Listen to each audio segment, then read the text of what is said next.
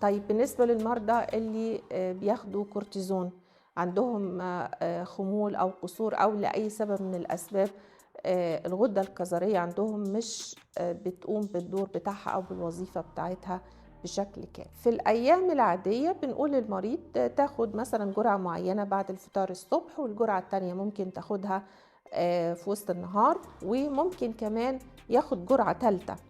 طب في رمضان يعمل إيه؟ في رمضان الوضع مختلف. إحنا بنقسّم الجرعات ما بين الفطار والسحور، فالجرعة الأكبر اللي المفروض في الأيام العادية في غير أيام رمضان بياخدها بعد الفطار، ممكن ياخدها بعد السحور، اللي هي يعتبر أول النهار. والجرعة التانية اللي هي الجرعة الأقل اللي بياخدها عادةً وسط النهار، ممكن ياخدها بعد فطار المغرب، وينتهي الموضوع في منتهى البساطة.